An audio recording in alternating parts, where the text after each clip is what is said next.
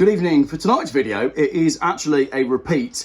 It's a podcast that I filmed with Phil, or Funky Phil, long before the motorhome build started. So if you've been enjoying the sort of banter between myself and Phil whilst building the motorhome, this podcast kind of gives some background and also tells some stories about when we owned Volkswagen Caddy. It's quite an interesting watch. I think it gives a little bit of background as to sort of who we are and how we've ended up doing this motorhome together. And I think it's an interesting one that didn't get all that many views the first time round, but now that new subscribers have seen Phil and I building the motorhome, I think you'll quite enjoy this. I'm going to switch ads off in the middle of the video as well, so that you can just listen and it will just roll. So enjoy your Saturday evening video. Motorhome update coming up Sunday night. I'm going to check this one out on an evening when no one's watching. Yeah. But I think we'll end up recording a good video, because if I could record every chat I've ever had with Funky Phil, we've had some good ones, haven't we? We do go back a little while. Phil and I used to, we lived together. Bathe together. We didn't used to bathe together. We lived together for a little while, and you've always been into cars. Not as much as you. No, but I've been into doing stuff. Yeah. Shenanigans. Yeah. I've been into the bit in the A-team where they go into and come out with a. That's the bit I like. That's your bit. Yeah. The fun bit. And I also like going on adventures, which, you know, you need transportation for. When I had my time, I didn't buy, you're right, I didn't buy run-of-the-mill. No. I did opt for alternative cars, like older cars or whatever. So yeah. I'm not.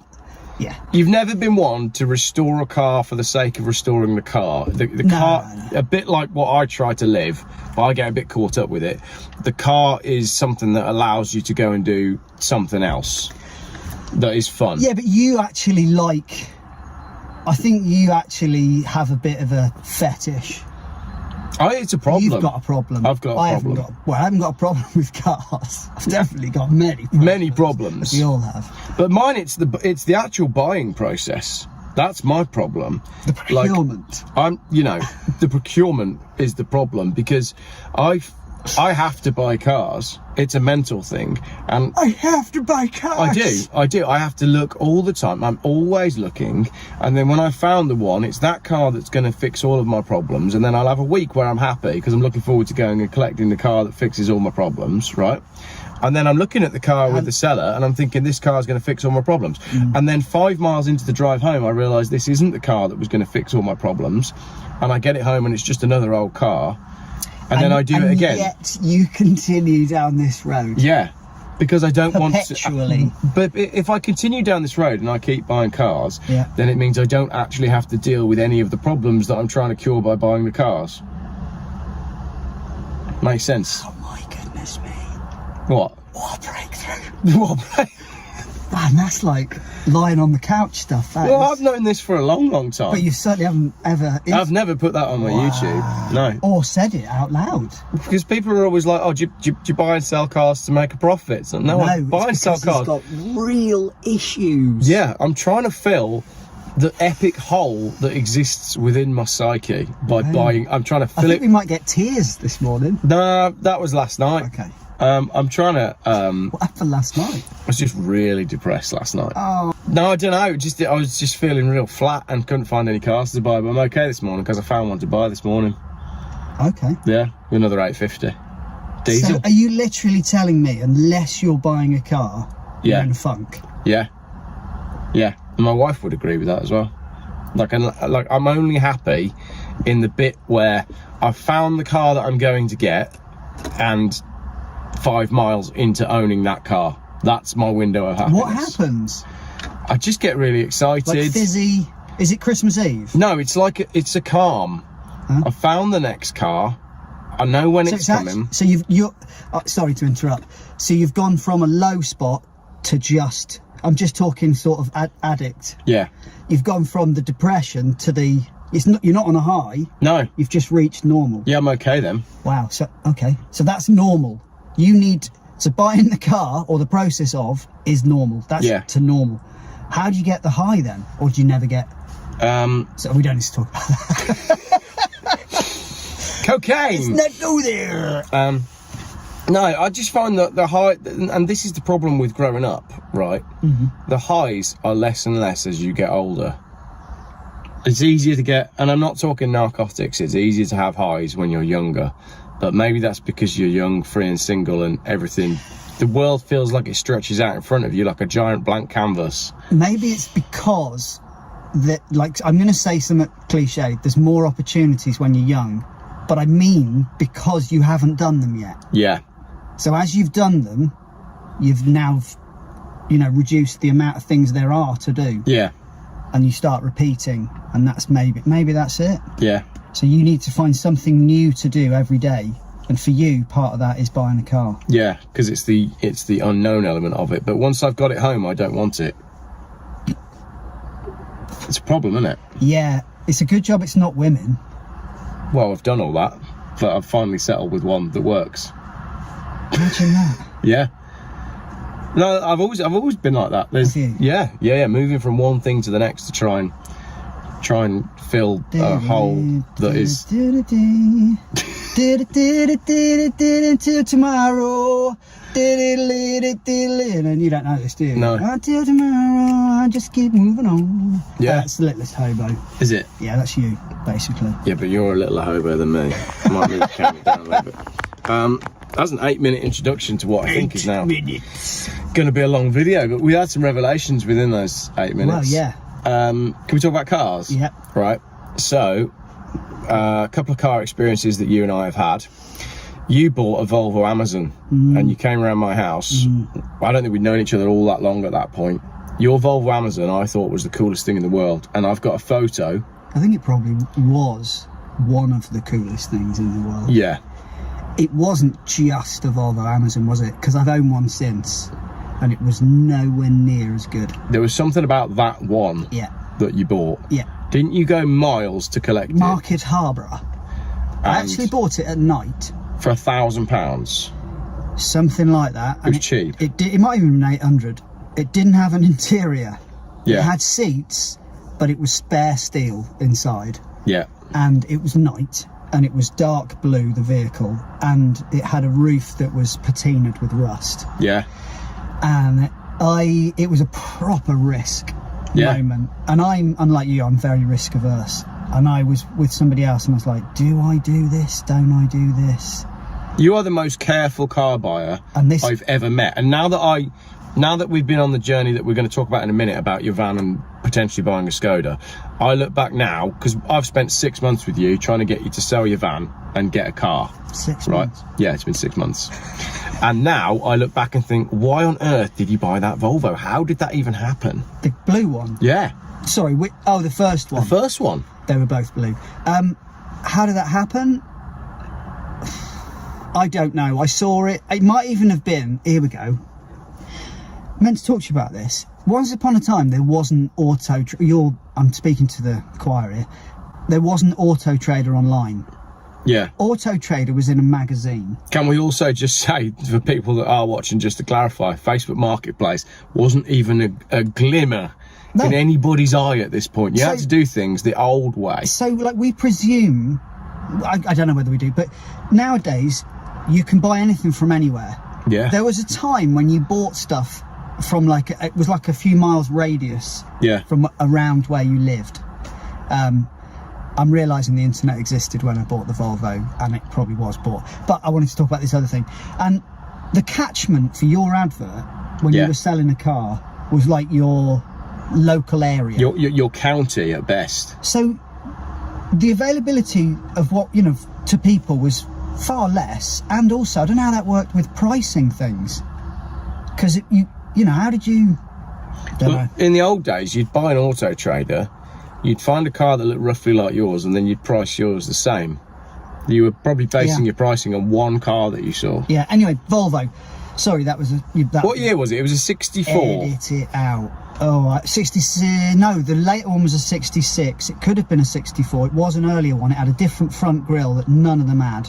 And it had the 1.6. This is boring, but you'll listen to I've got one photo of your Amazon, and I can put it It had the 1.6 engine, which was obscure. Is that the right word? Yeah. And it had a broken exhaust manifold.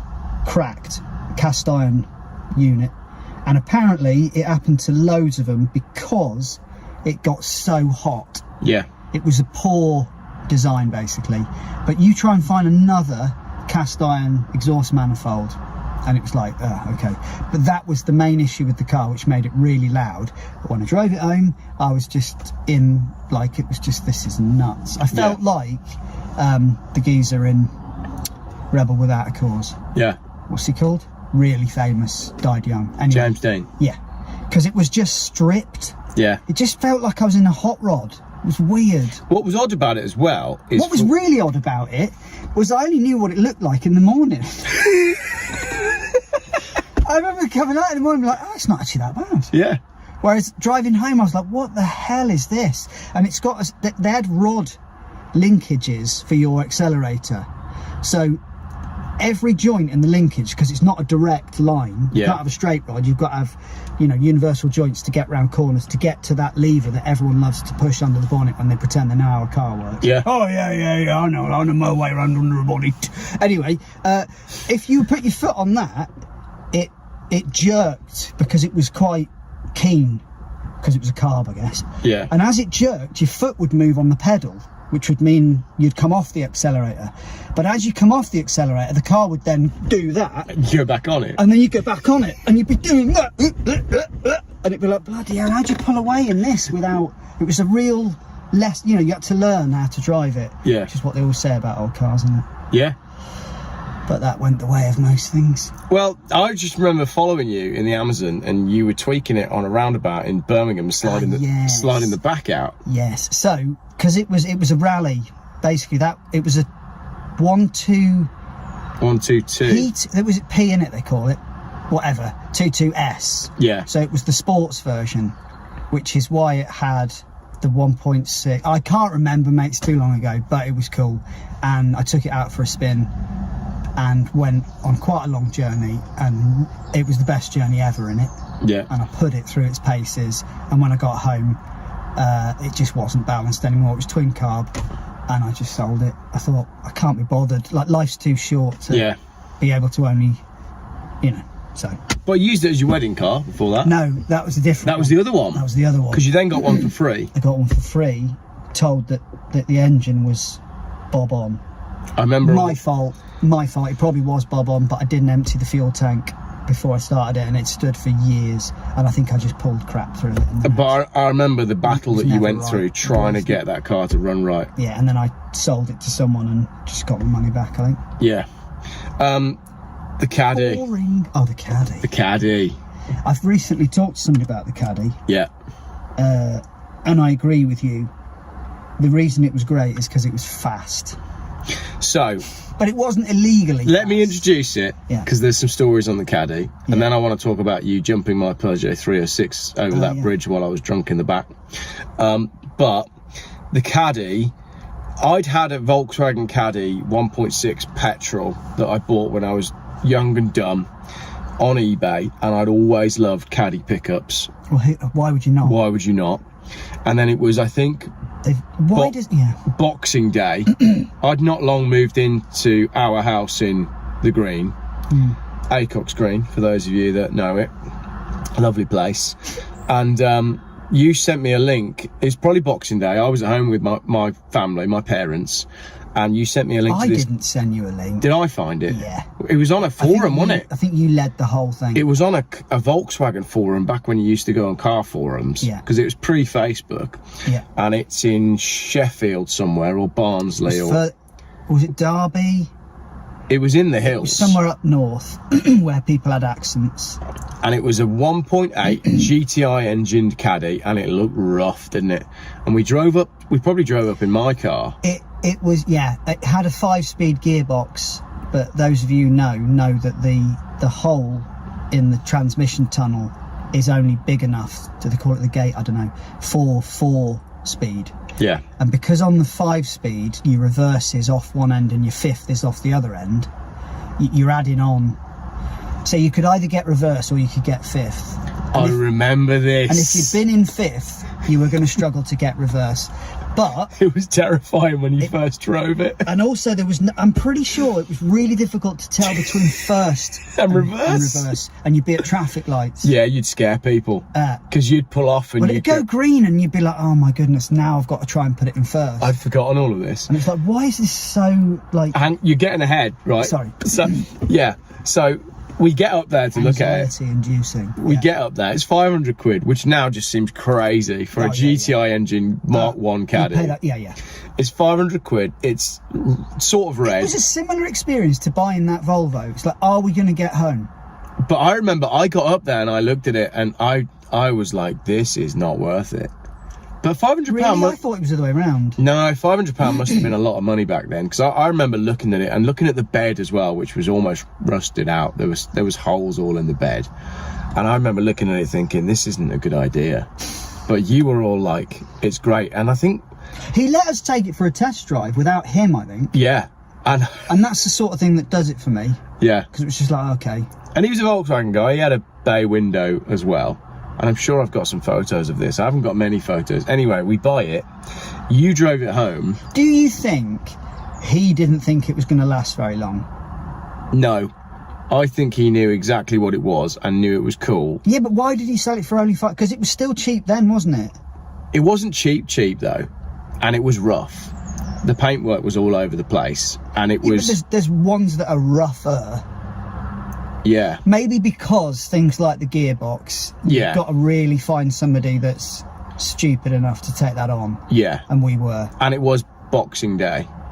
And you can get a cheap car on Boxing Day because Christmas is out of the way and you need some cash. Yeah, maybe you needed cash. So we bought it. Alex M. Tosser. Is that what was sprayed on the side? Yeah. And that might also be why it was cheap. One of his mates had defaced the car. Yeah. Probably on a drunken night, and it said Alex M. Tosser. Yeah. On the side. Which, so you drove the car home, and then you had to give me a driving lesson because of the first and reverse thing. And I remember we were somewhere in the middle of Birmingham when I drove it for the first time. Yes. And Chinatown. Yeah. And it was terrifying, but I almost got out and got in the other seat to do it for you because it was like everyone was beeping. Yeah, I could not get first gear. We were getting closer and closer to the car behind as we reversed closer. Yeah, yeah. But then, when you got into driving it, I can't think of a car that was more fun to drive than that. There was a technique to get around roundabouts that I've never had in any other car. Yeah. I mean, because it was front wheel drive, front engined. Yeah. And there was no weight over the back wheels. Yeah. It was a very interesting... It was very pure driving, wasn't it? Yeah. Because it was loud. And you could not drive it slow. You couldn't. So before we get on to remember the police incident, which I'm going to come on to in a minute. Mine? Did you have one? We both had one together. Hang on, I'll come on to it. I'm not sure I remember it. You will in a minute. So basically, it says Alex M. Tosser painted on the side, and then a few nights later, you were in a bad mood. No. You'd been in a mood about something. You brought it to work or something. Go on. I painted Angry Ginger on it. You did on the bonnet. Yeah. And then you hadn't used it for work, and then I was planning on turning it into some like Birmingham Beach rescue thing, but we never did.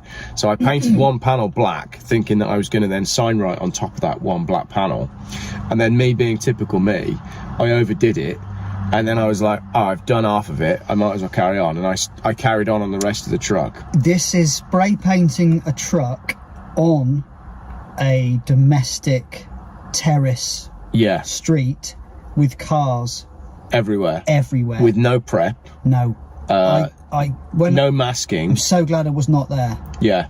And spray cans from probably Poundland. Well, it's not that, it's like the overspray. Yeah, it would have been everywhere, blowing in the wind onto everyone else's cars. Yeah, not a great idea when I look back. Yeah. And then the neighbours 2 doors up said something like, are you going to change the colour on the V5 or something? And I'm just like, no. Hadn't even occurred. No. No, well, then I saw it in black and I was just like... And the wheels as well, steel wheels, which were black as well. So then it's completely murdered out. Before anybody was murdering out cars. It was just the thing. And then we put the skull on it, didn't we? Yeah. Now, you then drove past me when I was on my way back from work and I saw this thing in the distance, and I saw it arrive, and in my head it was like it was like a prop from a film. It was. It was. So it's completely black. It didn't look like it was from this era, either like the 20th century. Sorry, the 21st. It was like it was from the 60s or 50s. Yeah. It's just like, what? And the skull that we did on the side of it was perfect, wasn't it? From Zero Skateboards. Yes, thank you, Zero Skateboards. It was the perfect skull. And I remember the one time I popped round to see my cousin, and she didn't know about the truck, and I was ringing the doorbell, but she was hiding. She'd seen the truck pull up outside and wouldn't open the door. She thought it was a baddie. A couple of memories with the truck. Police, right? But I think the best one was driving over to visit some friends on that night when we decided at the last minute we were going to go over there, and I was eating chicken wings in the passenger seat, throwing chicken wings out the window. The police! I've just remembered it. Exactly. So that truck had a couple of incarnations, didn't it? Because I think it was... red to begin with. It was red to begin with. Then we did the black. The V5. Then we did the black, but then you did it like lime. I did. Green. Painted by hand. Yeah. It looked all right though.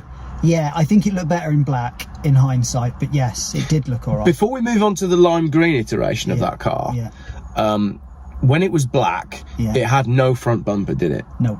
And you decided that you were going to put a bumper on it. Yeah. With a scaffold bar. So on the front end of that car, there are like 2 holes coming into the bonnet. Well, the chassis rails basically, aren't they? Yeah, and you can fit scaff bar in it. So scaff bar down inside them that you can bolt in, and then just the classic tube clamp on the end of it with a scaff bar going across. So it was just made for it. Yeah. Fully adjustable. Yeah. Because it's all standard off the shelf. Yeah, and it just looked...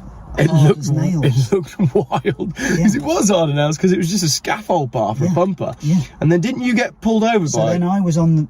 and I was... again, you can't drive it slow. Also, it had no speedo. No. The speedo never worked. So we had that moment where I was following... You were in the truck, and I was in my 306 turbo diesel. Didn't have a speedo. And we went through Birmingham, and you knew you were going quick. Yeah. And we got to where we were going, and you said, how fast were we going? Well, the chicken wings night... And it was 3 figures. What? No. Yes, it was. No. Yes, it was. Don't believe it. I've never done 3 figures. There was... When we were doing the chicken wings incident, we had to go through speed camera zones. And it was just like, well, how the hell? Yeah. We must have been going through it like 15 mile an hour. Yeah. Just desperately not wanting to break the speed. Anyway, so scaffold bar, police incident for me, the first... So I'm hooning it along, and the next thing is there's blue lights, and I'm like, oh my goodness, so that's it. Yeah. That's it. Yeah. Because, you know, there's a list of things that... And they pull me over, and no talk of speeding. Yeah. I think really they were just a bit... And at this point, it's black with the skull on the side, with the scaff bar on the front. Exactly. I think they were just like, what the hell have we just seen? Yeah. And the only thing he said was the fact that I'd turned the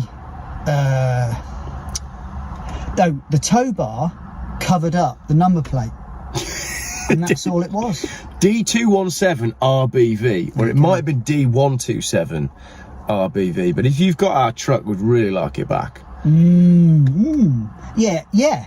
Especially if it's still got all the, the same engine and gearbox and whatnot. Yeah. Because if it hasn't, like you said, it's not about... It was just because it was fast. But and again, it was stripped out. Didn't it turn out that it was a police community support officer, and he walked around the car and he literally like put his foot on the front scaff bar, being like, "Oh, this is nice." Yeah. And it was totally illegal. It was all of it. Yeah. No speedo. So then the next one was... Yes, the next one. You were giving the talk at church on the evening. You'd given the talk, right? Was I? Yeah. We'd gone over together in the truck. You'd given the talk. It'd be on like a Thursday evening on the other side of Birmingham. And on the way back, we were racing Ali Mack. Yeah, so Ali had a Sirocco. Yeah. Which had the same engine in technically, but didn't have... I think ours had a hotter carburettor. I'm not sure ours has had a Weber. And would have been lighter.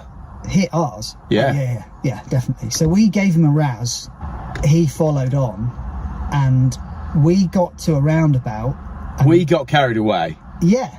And you got carried away, you were driving. And saw a police car that would have seen us. In my memory, right, we flew across this roundabout. Yeah. Absolutely flew across the roundabout. So we're going around the roundabout, and I look down there. Yeah. Because that's the only other. There isn't one this side, and I can see a police car. And in my memory as well, we all made eye contact. And I was just like, well, that's that. So it was a real, like, what do we do? You slowed down. Well, exactly. Do we slow down? And I think you must have just said... I just went, go. So He'd obviously seen us, and he was obviously coming. So we just floored it. So you were like, calm down. And I just said, no, go. And then we floored it. Yeah. We hid the truck. We evaded.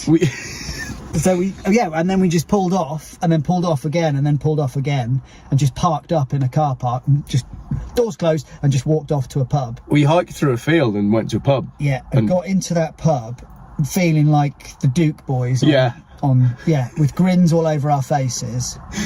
And we probably waited there for 45 minutes, an hour, and no one knew what was going on. And everyone else's life was just like, oh, how are you doing? Yes, yeah. How are the kids? And we were just like, yeah. We just broke the law. Fully adrenalised. Yeah, just from that. We just jumped the river or whatever. Yeah. And we had the matching overalls as well. Yeah, we weren't wearing them. No, we weren't at the time. But I'd been to a car show and bought 2 sets of overalls that said from No, King. you didn't. You got to watch this, fella. That's not how the story goes. How did it go? We were in the rag market in Birmingham. Oh, we were. For some reason, because that's what you did. Yeah. And we saw them hanging up. And we couldn't help ourselves. And they were the perfect sizes for you and I. Which is impressive, considering you're sat on a cushion. I'm still sat on the coat. And that's me. Yeah. And so it was just like, yeah, get them. And they were dark green, and with King Lifting on. King Lifting being a company that does. We didn't know that. No. But they do cranes. Oh, right. And so we used to wear matching overalls. Yeah. Racing around in this truck. Yeah. Just being like the Duke boys. Truck with skulls on the side. And matching overalls, and wreaking havoc. Because the other bit as well, going back way before this, when we first got the truck, I said I was going to take it home and clean the interior, because remember the interior was haggard, and I did. And you called me, like, what are you doing? I was like, I'm pressure washing the inside of the truck. Remember? And I was at my parents' house with the pressure washer inside. That's how it is, isn't it? Yeah. That's what you want. And every now and then I see a King Lifting crane going past, and it gives me a little glimmer of a very innocent time. Yeah, we chatted about this, didn't we, this morning? Just doing stuff. Having fun for the sake of having fun. And while we're on that one Nobody does that anymore. No, they don't, because they can't afford to. No. But when there was a night when I'd had a couple of beers, so I decided to entrust my Peugeot 306 to you. And we were 4 up. There were 4 of us in that car. And I was in the back for some reason. So there must have been a female in the front. I think you probably said something silly like, I wanted you to be sensible that night. No, you did not. I did. He'd done one of them things with the air filter that all the little kids do, you know. I'd done been to Halfords. No, what it was I'd been on eBay and I'd bought K&N or whatever. Shut up. It was a Piper Cross Venom, right? It was a proper induction kit. Exactly. And Andy and I had spent all afternoon fitting it, because in order to fit it, we need to take out the original air filter and it was worth it though, wasn't it? The original brackets that the air filter mounted on.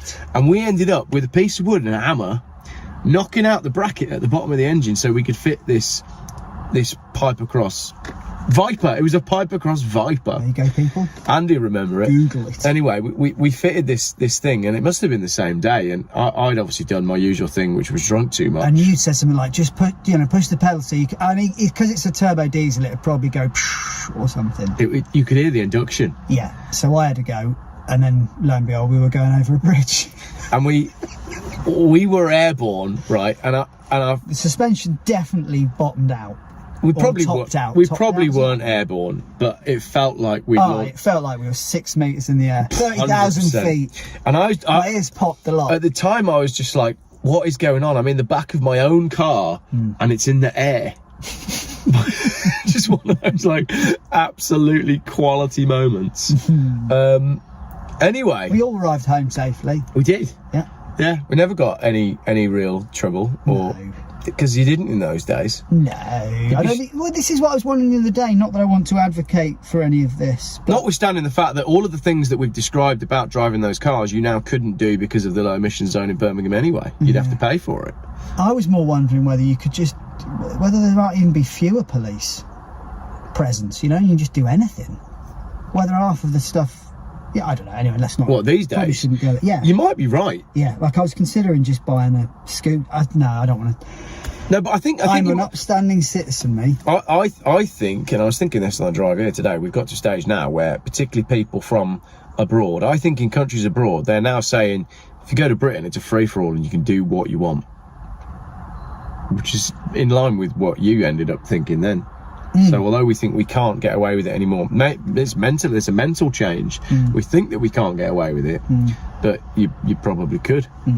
Not that I would ever do, like seriously, I would never do anything that was endangering other people. Yeah, it's just certain things, you know, like if you modify something, if you weld something up. Yeah. You have to get it all registered, don't you? And then it has to go through like mad testing and all sorts. Yeah. It's like, it just stops you from expressing. Yeah.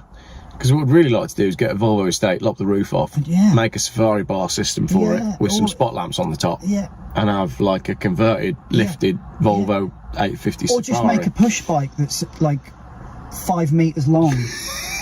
You know? Yeah. And strap an electric motor on it, but that would probably have to be, you know, all of those sorts of things. Yeah. Anywho. What we came on this podcast to talk about was trying to buy a Skoda Octavia. And the problem, that was a 33-minute introduction to what we were actually going to talk about, which is the problem with buying a car. So where you've been for the last 6 months is with a van that is on its last legs that you couldn't decide whether you were going to sell it or fix it. Didn't know whether I needed a van. A whole nother conversation that we never got around to filming, but the van's now gone. Go on. So the question is, do you spend £1,000 on a car? The question is, oh, go on, sorry, no, you can do. Go on, I'll do my question, then you do yours. Do you spend £1,000 on a car, or do you find more money and spend £5,000 on the car? And before you do your bit, my feeling is, if you spend £1,000 on a car, like something like an old petrol Volvo, you're going to spend your money on petrol and road tax. Those are the compromises that you make. But generally, the older cars are more mechanically robust. Whereas if you spend more money and get something that's in a more modern, lower tax bracket and is better on fuel, you're more likely to spend more money on repairs. So a £1,000 car comes with a maximum potential repair bill of 800 quid, £1,000 if you have to do something really big on it. Other than it being written off. Other than it being written off. But a more modern £5,000 car comes with 2 or 3 times the potential bill because the cars are more complicated. You've got DPFs and you've got all this sort of stuff. Yeah. But the risk factor of that happening, is it the same over in both scenarios, or is it more likely to happen on the older car? Do you see what I'm saying? I'd be tempted to say it's more likely to happen on the newer car. Would you? Because they're that much more... And that's why you buy the cars you buy, then. That makes sense. Particularly with the Volvos, because they are very mechanically robust. What I wanted to talk about was this triangle here. Yeah. So because I've spent ages thinking about this, there's basically 3 factors with buying a car. One is the price, and that's generally the bottom line. But then what determines that price is the 2 other sides of the triangle, and that is the equipment that it has, number 1, and the condition that it's in, number 2, right? That's your things that affect. So you can buy your really top of the range, fully equipped model and the price will go up. Or you can keep the price the same if you bring the mileage up, if you see what I'm saying. So each is all fighting each other, and it's like, where do you put yourself? Do you get a fully equipped thing with high mileage because it's the price you can afford, or do you get something with nothing on it that's low mileage because it's at the price you can afford? Right, we've all done that, and for years we've been buying cars, but suddenly I've noticed this thing called road tax, which never used to be a thing when I was a kid. You paid 20 quid and you put a piece of paper in your window, and that was it. You could buy any car you wanted, so you could just go, I really like the look of that, or I like the engine size of that, or whatever, and the only effect to you was the amount of fuel it was going to use. And insurance to some degree. Yeah, obviously. But that was only ever age dependent, and that's changed as well. Carry on. But you can understand that there's a relevance to those things. Yeah. There's a logic. So you're going to use more fuel because the engine's bigger. You're going to pay more insurance because you've got more potential to kill people or harm people. Right. There's now this thing called road tax, which doesn't seem to be attached to anything other than justified by the emissions that the vehicle puts out, and that's how the price is put. It goes from 0 upwards, and the reason it's going upwards is because next to it in a column is the emission, the CO2, whatever the measurement is. Particulates. Yeah. So, this is a scenario. We've got on the drive a Skoda Yeti 1.8 TSI. Petrol. Yeah. So it's a big, it's the biggest petrol engine they do and the most performance based. And it costs 400 quid a year in tax. Geoff's mate at the show has got a C5, and that was 700 quid thereabouts per year in tax. Yeah. When Geoff's talking about buying a vehicle for £1,000, if you're having to pay 700 quid as well, that's your repair bill gone. Yeah. So that's now not a viable car to buy. Because you've got to ask, how much am I going to spend in maintenance on this car in the next year? And that's on top of the, let's take a car I was offered this morning, Saab 9.5, 2.3 Aero Hot. Love those. The channel was built on those Saabs, but it's a 2006, which means £675 a year road tax. However, we're filming this on April the 8th or whatever it is. It's due to go up. They've just gone up. Right. So the rate on that Saab, yeah, even if he offers me that car at 700 quid, yeah, I will only buy it knowing that I'll only own it for a month. That is, that car is now effectively for me a write-off. I am not buying it because of that tax rate. This all started because I was just going to buy a petrol Mazda 6 estate like I used to have, because I blooming loved that car. You had that car for what, 3 years? I only got rid of it because it was written off whilst we were away on our honeymoon. Came back and there was a note on the side of it saying, so that was that. But I would have had it. I'd still have it now because it was bulletproof. It was hit or parked on the road, wasn't it? Yeah, but you pointed out that it cost 400 quid to tax it. And then I looked at that and looked at owning it for 5 years or more, and suddenly it's like, hang on a minute, this is like, especially when you can buy vehicles that are free, tax free, or 20 quid, 30 quid. So now there is an option to search on Auto Trader by the tax bracket. And what that does is it means that there's huge swathes of cars that no one's even going to look at, and therefore will just go into landfill, even though they work perfectly well, because of this figure that exists that you have to pay in tax that doesn't seem to mean anything or go anywhere. So how can you say that, Phil? Because you've just identified that it's related to the particulates that it puts out, and clearly that's what the government's trying to reduce, is the particulates. Well, there you go. Our Skoda, which costs 400 quid to tax, so it puts out loads of particulates, you can drive through central London in the ULEZ zone. So ULEZ free? Yeah. Yeah. It's £400. So that's in the... So, and also I can drive it through Birmingham free. And it's like, well, hang on a minute. If it costs me 400 quid because it puts out particulates, then how can it be allowed to drive through London? So the two things just really don't marry up. And when you start comparing cars as well, you've got brand new cars with big powerful engines. Oh yeah, that was the other thing. My neighbour walked past and said, I'm going to be buying a 3 litre 6 BMW thing, and because I mentioned this, and he was like, well, how's that? Because and that only cost me 20-30 quid. And it's like, right. So it's just so all it is a tax on old cars, isn't it? And they might as well call it that. So I'm a bit of an idiot, aren't I? We've already identified that I'll spend ages researching something and going into finest detail. And even though I've done it all, I just put my hands up and say, do you know what? I'll just buy the one that's cheaper in tax. They beat me. So because of confusion. It's like, let's just confuse you into a point where you just lie down and, you know, submit. So going back to the £1,000 or £5,000 car point, I'm going to spend 4.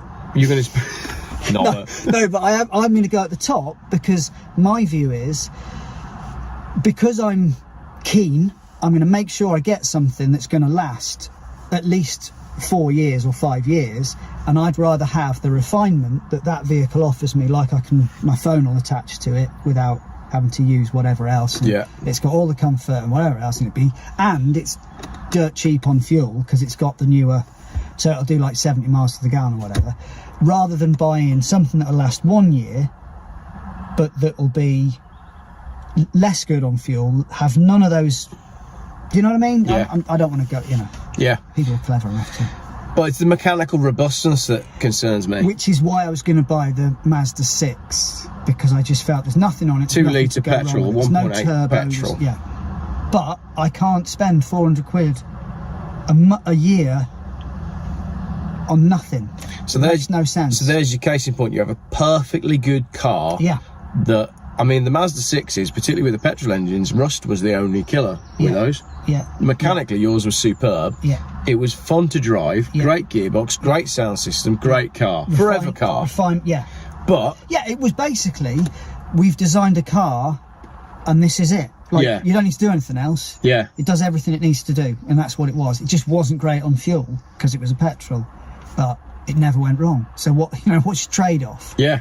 Which again, we get back to these triangles or sliders that everything has a, you know. Yeah. So 30 miles per gallon, but no maintenance throughout the year other than basic servicing and lots of tax. Or 70 miles to the gallon, your DPF is going to clog up, your EGR is going to cause you problems, the engine management light's going to come on, and all the stuff that goes along with the modern stuff, notwithstanding all the interior bits that are now overly complex, and you've got screens for this and screens for that, and all of that's going to fail as well. But if you want something that's simpler, it'll use more fuel and cost you more money. Yeah. And I think there's a lot of people shopping at this £1,000 to £5,000 budget that are doing this exact same thing with your triangle, which is not an Illuminati triangle. No, and just deciding to opt for, because it is. We're all talking about money, aren't we? Essentially, it's all about how much does it cost. Yeah. Because if you were to remove that, you'd just buy the older cars, wouldn't you? I think you would. Because they're more reliable. Yeah. And they've, for people that watch the channel, they've got more character. I took our Yeti, not wanting to bore your listeners, but I took our Yeti to our garage and we had. Hang on, before you do that. Yeah. I know you're about to say this. You had loads of problems with that Yeti when you bought it. So it's what age is it? Well, then it's a 2010. Yeah. And it was 4 or 5 years ago. So I paid $6,500 for it. Yeah, so that's a lot of money for a car. It was the most money I'd ever spent other than buying the house. Because you wanted it to be something that would last and be good. Yeah. So I bought the top of the range, fully equipped model, basically, other than it being a Lauren Clement. Anyway, and straight away it was burning oil. We were like, where the heck's all this oil? Took it back, did a load of Googling. Turns out that the piston rings wear, and also it wants oil that's incredibly thin, that just slips past, and then you just burn oil. What was the mileage? 60. See, even just the fact that you're talking about failing piston rings at 60,000 miles. So we had a new turbo fitted before I told them it was probably piston. New turbo, piston rings were done. I had the clutch done whilst they had the engine, all that sort of thing. And it's fine now. It actually doesn't use that much. Well, it doesn't use any oil. I'm sort of like it's. Anywho, the point was that the guy in the garage said this year of Vauxhall petrol engine, Volkswagen, sorry, if you look at the official documents they say it's allowed to use, or it's okay if it uses that much oil per so many 100 miles or whatever, and it was just a shockingly high level that they'd set it being allowed to at. Really good English, great one for what we're saying is modern engines are designed in such a way that it's acceptable for them to use an amount of oil that in the old days not acceptable we would have thought this car needs to go to a garage. So which is crazy. He was talking about a Transporter which had a similar engine. And he said a trip to Scotland and back, you'd have to fill up the oil. Which is just nuts, isn't it? Yeah. So why have I told this story? We were talking about how your Yeti has been great, but also has had a ton of work done at just 60,000 miles. So I took it to the garage, and the bloke said, loads of people are turning their back on modern cars now. Loads of my customers that have, and they're all just buying cars from this date to this date, and I can't remember which they were. But ones that are fixed in a time slot when people made cars that, so clearly, that lasted. The mechanics are saying that. They know that the modern stuff is rubbish.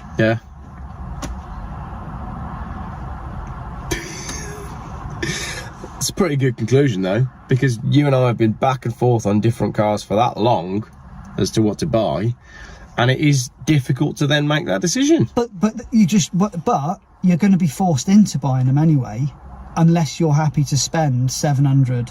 So that's the other thing. Like the tax is set what it. I looked at a certain Skoda Octavia diesel to buy, fully loaded, and it was 200 quid. It was 200 quid a year tax. 4 years previous, it was 140 quid tax. It'd gone up by 60 quid in 4 years. So I plotted that on a graph and realised that in the next, if it happens at the same rate, that it wouldn't be long until it would be, you know, there will come a point when that vehicle will cost £1,000 to tax. Yeah. And it's like £1,000 just on tax. But that fella whose Citroen's 700 quid, that's not far off £1,000. And no one can tell me where that money's going. No. And why it's going. £1,000. I think just it like somebody in the pub saying their daughter's going to have to pay £5,000 in insurance. Yeah. Like, plus the £1,000 to tax, £6,000 before you've even put fuel in the tank or bought it. Like, I don't want to jump on your bandwagon of conspiracy. Yeah, but it's not. It's weird, isn't it? It ain't right, is it? No. I mean, it's not sustainable is the way I look at it. Can you, like, if you could go back 10 years, right, to when we were messing around and having fun, it was probably more than 10 years ago, actually, and tell us that there'll come a time... We don't do anything anymore. No. Tell us that there'll be a time when road tax will be more expensive than your insurance. Well, potentially more expensive than the actual value of your car. Saab 9.5 Aero hot turbo for 675 quid, then the road tax is now more than that. And there's other cars that you can think about as well. But the fact of the matter is, right, if the road tax thing wasn't an issue, you would have bought a Mazda 6 ages ago. You would have just gone and bought the same car that you had back then because it worked. Yeah, and I was about to do it. Yeah, I remember. Ready to push the button. I'd found one and all sorts. It was the same colour as the one you had, wasn't it? Yep. Yeah. So like for like. Like for like, and yet you can't do it. But the sad story is, as well, that vehicle will eventually go into landfill when there's nothing wrong with it. It's been taxed into landfill. Yeah. On the tax system that is set up to protect the planet via particulates. Yeah.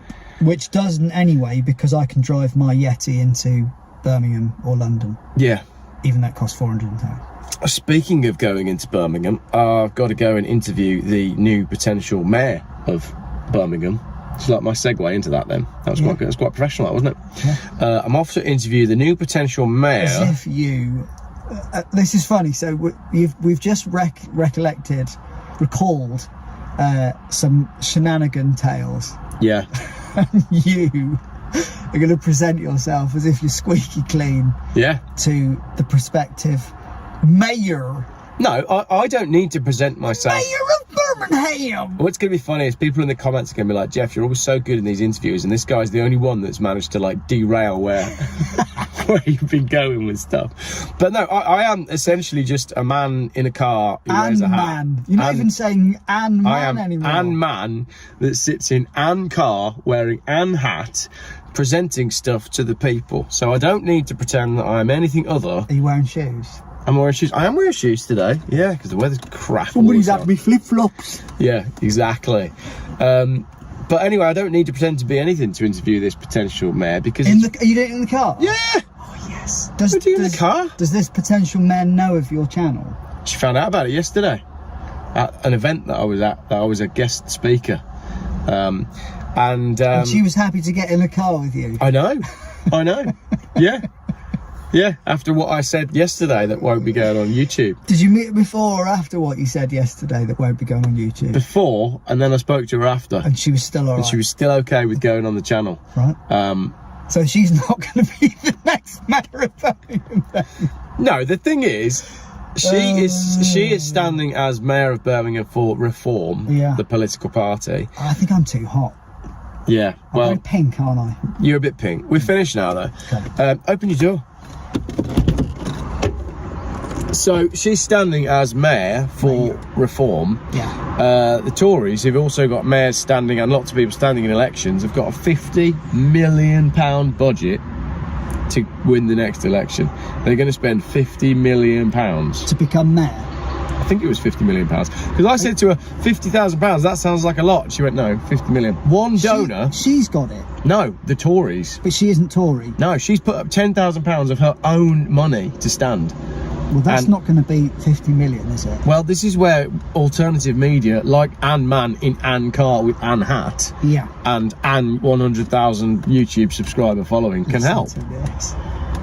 So I just feel like you've got to give people a platform that deserve a platform. And today I gave you that platform. You embarrassed yourself with all that. How did I? All that stuff at the start with looking in the mirror for the first time today. And look, he's seen his own head for the first time. Yeah. Yeah. I've even got freckles on the top of my head. Don't be doing that. There's 100,000 people on my YouTube channel, and you're using my YouTube channel to admire the freckles on your head. Well, they are. I'm showing them, mate. They don't want to see that. They do. They've never seen a man with freckles on his head. If you enjoyed this chat with Funky Phil, yes, leave it in the comments. Be interested to what is it? Do they do that down? They put it. Was it down there or is it up there? put your comments down there, because it's usually beneath, and you can click the like button, which is over there, and the subscribe button, which is probably about there. Yeah.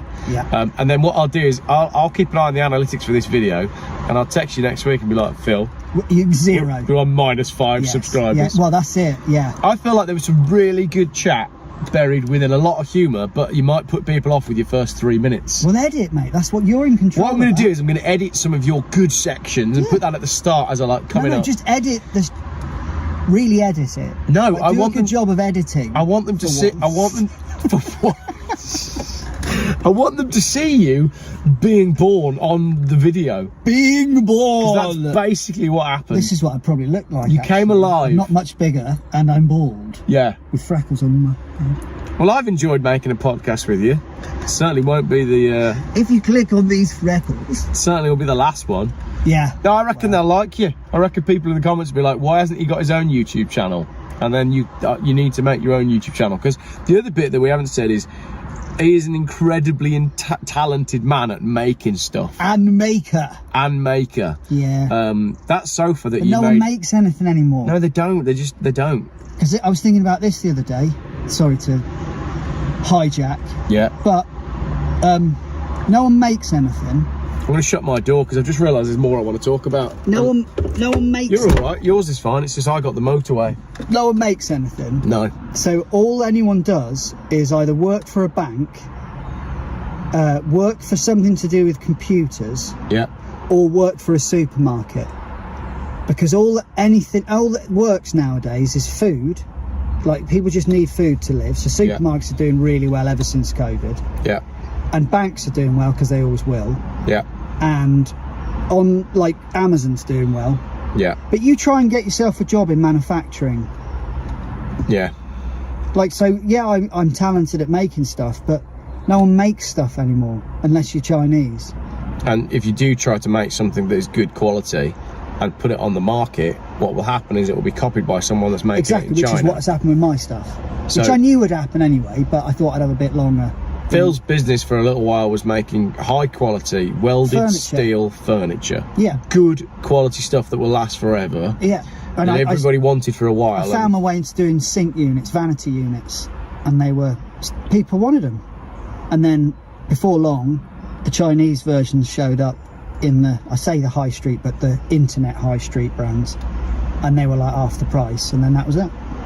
But the other interesting thing on that was your problems with buying the sink unit, which again, something we've spoken about on the phone over and over. So the sink, I didn't make the basins, I just made the frame and sold the package.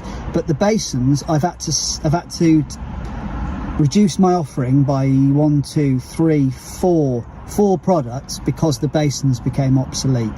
And Nobby here says, well, why don't you buy them from a bigger supplier then? Yeah, so my thinking, That's what he sounds saying, like on the telephone. This is all an accent and a fake.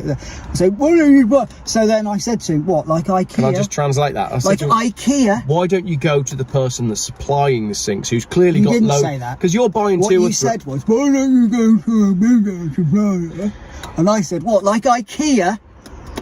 And what I mean was... And then you were silent, just like that. But what I meant was... Oh, yeah, you're right, mate. If you let me talk on my own YouTube channel, right? What I meant was, why don't you try and buy them in bigger... Because I'm a big picture person, aren't I? Oh, yeah. And I'm like, why don't you buy 1,000 sinks? Yeah. Yeah. Well, but that, and then... Oh, right. Yeah, okay. Well, I see where you're pushing. Yeah. Because that is where all businesses go wrong, as far as I'm concerned. Because that's when you start employing people to manage 1,000 sinks, and then you need to buy a warehouse to store your 1,000 sinks. Suddenly you've got a business that's really big, and it's then led by turnover, and then you've got to sell a certain amount to just feed the beast, to be able to... Whereas I didn't want to do that. I wanted to keep it as just knobby here and just do single units built to order, and that way I haven't got to keep storing and I haven't got to keep stock of anything. I can just buy my materials in. And it was working. And that's the problem, I think, with this growth model and how businesses need to work nowadays to survive. Feed the beast. They have to be enormous animals that make this much profit, even though the thing, the business is this big below it. It's like an iceberg, I guess, just for that tiny bit. Whereas at the moment, I'm making all this for just this tiny thing that's on, and that works way better for me, or it did. But no, I can't. I've got to find the new thing that will work that way round. But the point before is, I end up just being a farmer growing vegetables and living in the middle of nowhere. You won't be allowed to do that. No. The sinks, though, you were buying sinks fairly easily, and then you noticed, pun intended, the sinks began to dry up. Yeah. So, and our conversations that we used to have on the phone was, where's all the sinks going? So what I'm saying is, their offerings reduced. They weren't selling. So in the end, you'll just have one sink, because it's cheaper just to make one sink and manufacture one. You might have two, maybe you'll have three, but essentially it just feels like your selection, your opportunity is being reduced based on the fact that it's easier to make a lot of things at the same time and cheaper. So you just make the same thing and loads of it. So what happened with that sink then is they made, pick a number, they made 10,000. IKEA bought however many of them, you bought however many of them. It was just IKEA. And now they're not making any more. No. You can't get that sink again. You can't get it. It does not exist. And if you wanted to commission one, you'd have to commission them to make 500,000 of them, or whatever it might be. And all of which were, wherever the sink's made?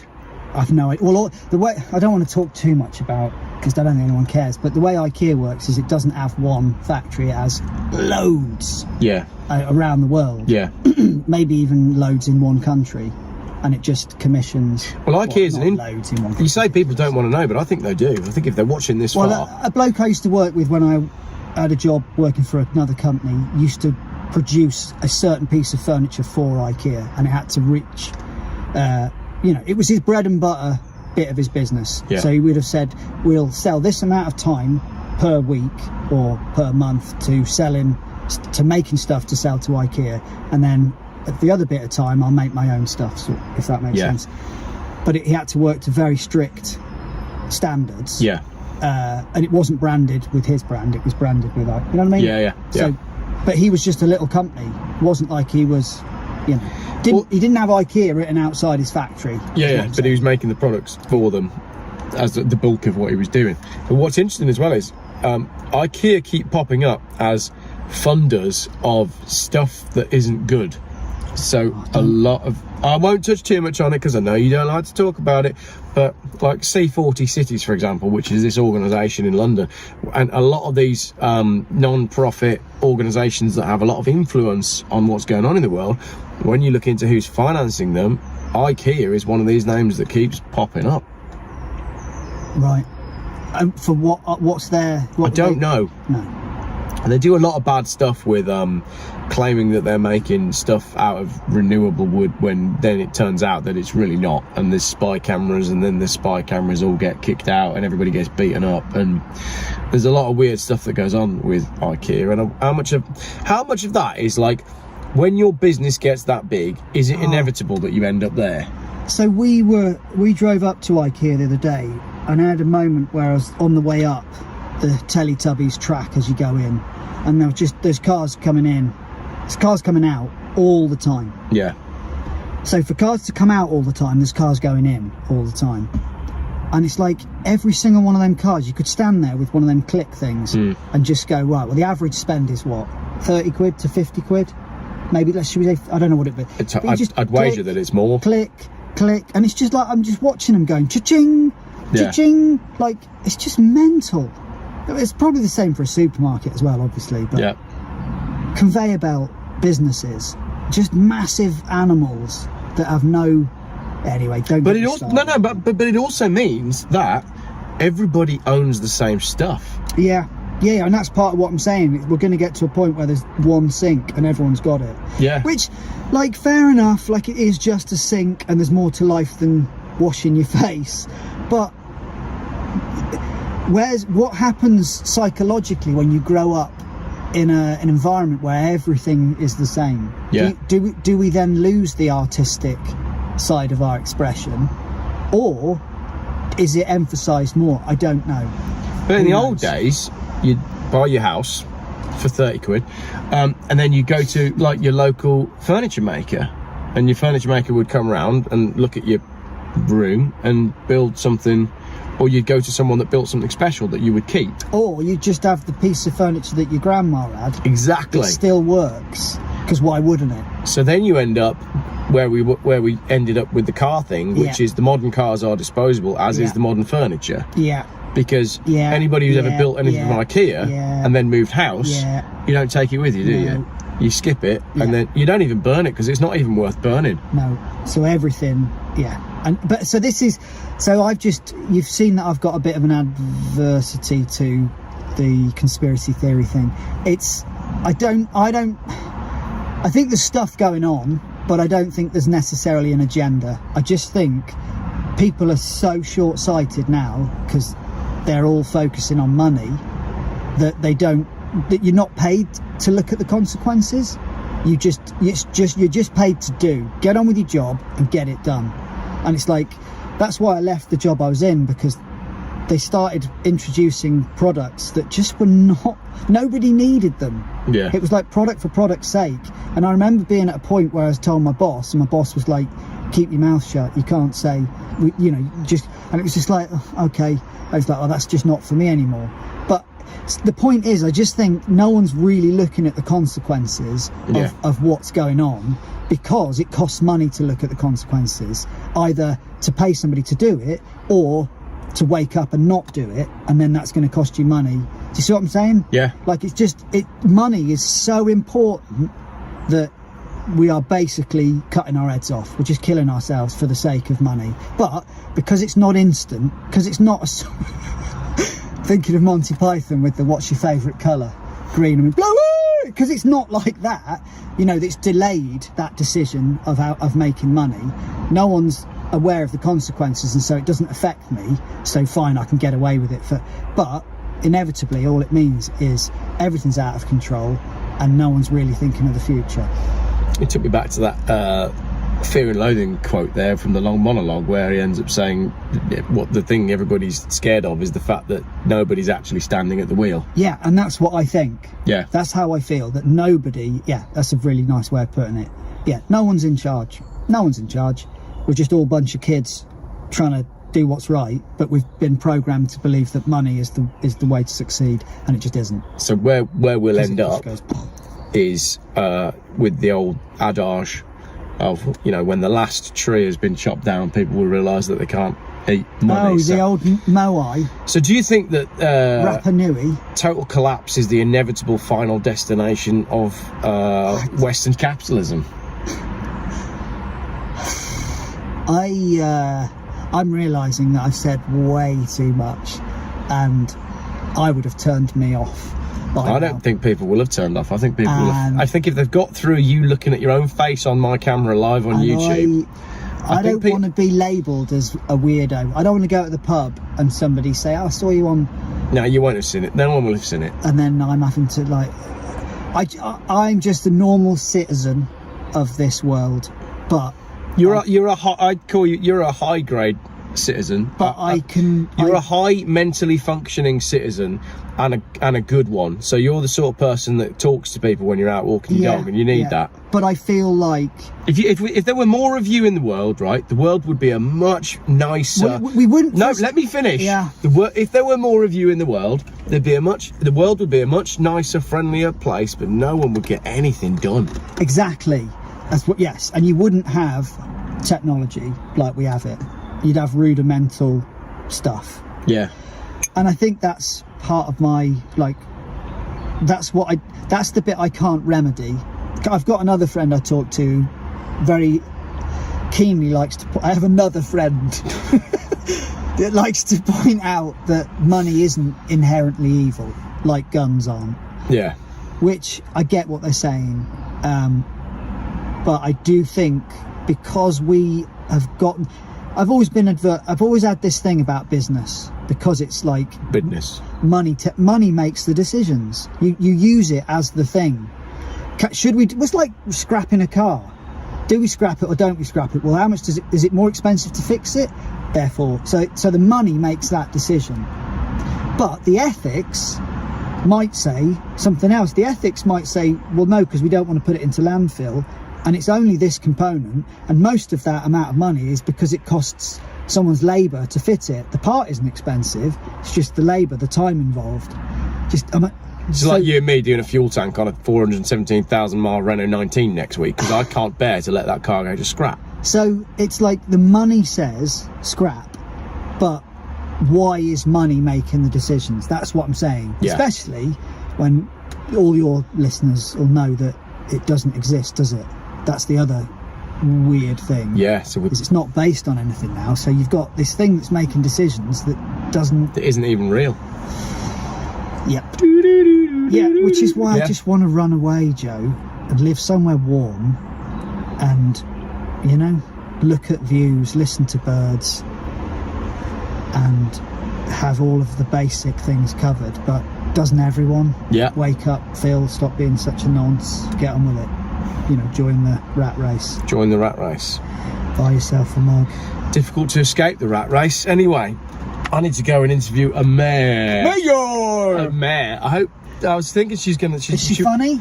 I don't know. What's the interview going to be like? Well, she's going to sit in this chair. Yeah, she's going to sit in that exact chair.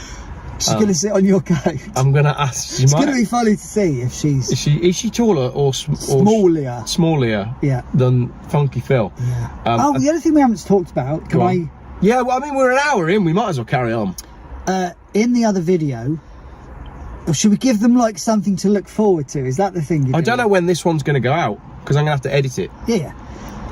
I've been searching for something for a long time. Oh yeah, you can talk about that, because we won't do that yet, will we? No. Anybody who saw Funky Phil in his last appearance on the channel, and I'll put it in the comments and the description, because that was a fun video when you came down. It wasn't. I felt very camera shy. Well, but we had a good time, and you were searching for a rare form of monitor speaker. Yeah, well, it would have been for a keyboard, a KS50 made by Yamaha, 50 watts, KS meaning keyboard speaker. But the funny thing was, in that video that we made last summer, we joked that you were never going to find one. Never going to find one. Yeah. Because incredibly, like, why would you find one? Yeah. Because most people would have binned them or... Straight to landfill. Yeah, and I found one in brown, exactly the same as my other one, and I think about 50 numbers away in production, serial number. Really? Yeah, one of them's 1010 and one of them's 1060 something. Yeah, so from a very similar area of the country, it was from exactly the same price as the first one, and it was just like, are you kidding me? So I went and got it, and but also you messaged her and said, I'll have it, I'll come and get it, and the lady was like, for me. She was amazing. Yeah, she was amazing. Yvonne. Good people still left out. So, I've yet to play. Why did you want it? I want to make a stereo pair. I'd only ever been able to listen to it mono, and I had it in the garden at times and was just like, this thing is phenomenal. Like, balanced, beautiful, flat, gorgeous sound. And I wanted to hear it as a stereo pair to see if it was equal as. Anyway, Boring. Got one I don't think that is boring. Got one of them, and I. Because it's the little things in life, like being being able to listen to a pair of speakers and go, that sounds amazing. Yeah, I feel like I'm there. The younger generation are being brought up on like 15 quid Bluetooth speakers from Argos. They don't. No, but the convenience. Yeah, this is the thing, Joe. But they don't. The thing is, they will never know what they're. They won't know one day what they're missing. They'll experience it. Yeah. And go, what? But this is what my video was about this morning. I went round to so-and-so's house and they had this incredible... It's like, no, they didn't. They just had stereo. Yeah, they had it. Yeah, exactly. that we worked out years ago, but everyone went, no, convenience, because... Yeah. Like, my wife bought an Alexa, right? Oh. And it was like a little round one? No, it was like a tall round She bought one? it because it was like a Yoda Star Wars one. Right, and the kids like it because they can call out what song they want and it plays it. Does Yoda's mouth move? No, but the audio quality is terrible, and obviously I've hidden it. Because that's secondary. Because I'm refusing to have an Alexa in the house. My mate had one of them, and I would describe it not as terrible, as offensive. Yeah. The sound quality is offensive. Yeah. It's offensive to your ears. Yeah. And therefore your brain. But the kids these days, they won't know because that will all offensive. But it's the same with freedoms, and it's the same with culture, and it's the same with politics and where we're at in life. You get to a stage where all the people that remember how good stuff used to be have died off, and all the younger people are left and they've no idea. Yeah. And one day, someone will go into an abandoned house and there'll be a record player. So this is the other part. And they'll switch it on. This is the other part of my beef. That's it. So I bought a clock the other day with a mechanism and all that, and believe it or not, I didn't know how a clock worked. So I open the back up and I can see the pendulum moving, the cog, and the tick, tick, tick, tick, tick is because a cog's moving. That tick is the sound of metal on metal as a cog ticks round. And it was like, wow, that sound now isn't annoying. It's actually really cool because in my mind I can see what's happening inside and I get what this whole thing is about. And it's like, that's what you're saying. And we used to use the phrase, didn't it? Runs like clockwork. We've moved so far on from where we started that people don't know now, not even how the thing works that they're currently working on, but the thing that fits inside the thing they're working on. So yes and no, 0 and 1 in your silicon chip. Like, silicon chips are so full of that yes-no option. Like, they do so much that no one... Do you know what I'm saying? Yeah. Like, we're so far from where we started, and no one knows how where we started works. And at some point, we won't even know how this bit... It's like... This is a bit scary. So I look back at my grandparents' mantelpiece, and they had a clock that was probably a retirement gift, and it had a spinner on it, and it was beautifully elegant, and the thing spun round, and it was in a dome. A carriage clock. You were never allowed to touch it, right? And fast forward to my grandparents, and what? Oh, I like your clock. Don't even look at it. Exactly. But fast forward to my grandchildren, and what they'll remember is that our house had 4 different coloured had a Yoda IKEA units in music. it. No, oh, sorry. IKEA squares. That's what we've got. My grandparents had a beautiful old clock, and what we've got. How do you tell the time on IKEA squares? I'm trying to highlight the fact that I don't have anything of value, of worth. Yeah, but but not in terms of money. In terms of what it is. What it is. What it is. Yeah. Make you look richer than you really are. Yeah. Many years ago when I lived with Phil, I had a bit of a mental breakdown and started to make a YouTube channel called How to Make Yourself Look Richer Than You Really Are, which was basically me just spraying things gold. Well, and also carrying money around in your pockets that jingled and jangled. Yeah. Funny how that channel never really picked up, innit? Isn't it the same one? Hey? It's not the same one. No, I could never find those videos. They were they gone? They were crazy. I went through quite a crazy time then. Yeah. Do you remember that day I didn't go to work? It's because you weren't buying cars, you see. It must have been. I got a job. Now you're fine because all you have to do is buy a car every day because that's normal. And I can decant all my crazy onto my YouTube channel. That's why a lot of YouTubers are crazy, because it's like they've found a home to put all the stuff that was what you're saying is building up. YouTube is the solution to the mental health issue. I just don't think you should spend too long watching YouTubers because most of them are probably mental. Yeah. Yeah. Right. That's Speaking of being... Haven't you got to speak to a mayor or something? Yeah. Yeah. Yeah. Shall I just get out here? Yeah, and I'll finish the video. Yeah. See you later. Go on, see you it's later. Not where I live. You can walk home. I'm not going to do that. You're not going to get out? No. That was been a really good end to the video. No. All right. I'm not. Ladies and gentlemen, Cliched. you've been watching, I'm not quite sure what on earth you've been watching, but there was some good stuff in there. That's Funky Phil, I'm Geoff Buys Cars, and if you liked the video, we need a code word for if people made it. This might be my longest video ever. It's an hour and 16 minutes. This is not going on. If you put it on like this, I will take it down. I'll take the whole internet down to make sure this isn't on there. How are you going to do that? Oh, mate, ways and means. There's ways. Just by welding two pieces of metal together in a certain way. And that's the code word for if you made it to the end of the video. Just by welding two pieces of metal together in a certain way. Thanks for watching. End.